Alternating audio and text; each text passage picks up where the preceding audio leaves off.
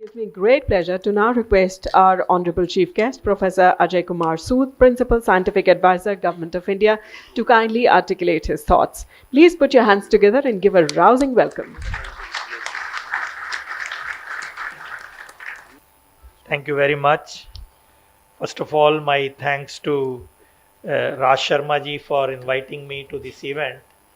Uh, Even though as it's embarrassing to say that I'll be leaving soon, that's not my kind of thing. But it so happened that program was fixed much earlier, and when he invited me, I could not resist but to be here because this whole concept is very close to my heart and to my office, which is completely convinced that startup ecosystem is the right way to go for us.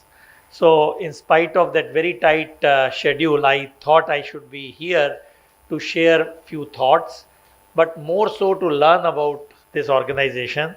And I'm glad that I could come here. And the challenges you faced in the last 2 days, I appreciate that in spite of that, you could put it together. So, all the dignitaries on the dais and off the dais, I will be very brief in my few remarks. So, we all know, as has been mentioned before, that India is witnessing a remarkable journey of economic development over the last few years. So, from the way we started in the post independence and then even after independence from agrarian economy, we quickly moved to the third phase, which was the liberalization and the globalization era around 1990, which you are all familiar, but many people in the hall may not know what happened before 1990. I am from a generation which has seen both sides, pre 1990 and post 1990. So have some feel how it was before 1990 and now how we changed. So now actually we are in the fourth phase, if you can call it, which is witnessing the digital and startup era. Now, this is very fortunate because with the invent of internet and proliferation of digital technologies, India has witnessed a rapid transformation of the economy.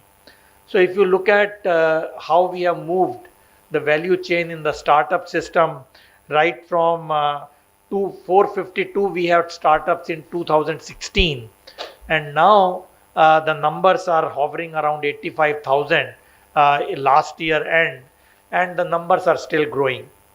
Now, what I'll focus in this era, in this arena, is the deep tech startups, because deep tech startups, which are unique in their approach and requirement, because they are different from the whole concept of startup, because they are based on some cutting edge technologies which you need to have.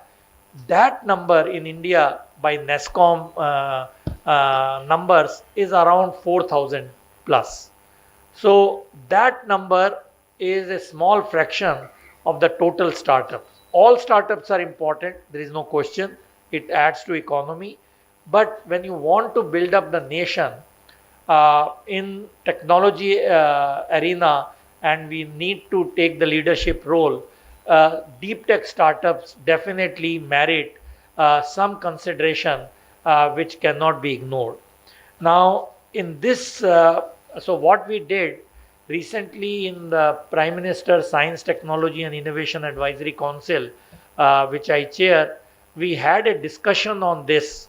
What is ailing or what could be done in the deep tech startup arena so that we increase this number from 4,000 plus to much higher and really add the value chain at various key points. So this is the report which we want to bring out with the policy interventions, and already 4 consultative conclaves have been held, and we hope in that process I'll also ask my team to get in touch with AICRA and get the critical inputs on this. So if you look at the differentiators for deep tech startups as compared to the other startups, we have to rely on the bleeding edge technologies, and they push the boundaries of innovation and to develop solutions that are at the forefront of technology advancement. Now, this will require access to infrastructure, research and development facilities, and not to mention collaborations with the academic institutes and research organizations. This we have to bring. How the startups can really integrate with our academic institutes and really make as one team to go forward. And the second one, which is again a big factor in the deep tech startup, is the availability of trained and skilled human resources. Now, needless to emphasize, this is a must in deep tech startup because we need highly skilled workforce, and we have to bridge the gap, the technology gap, and the talent gap in this arena. And the third one is the funding, which was mentioned by Raj Sharma ji, which is even more important for the requirements in deep tech, because here patient funding is required, because you need patient funding, long-term funding for the deep tech startups, which is something we have to see how to encourage it.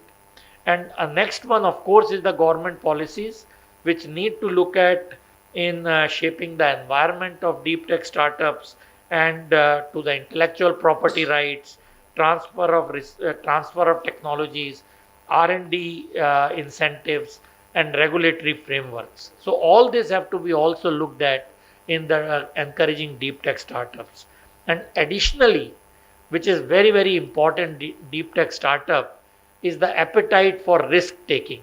This is something we have to learn, that we need to take risks in this.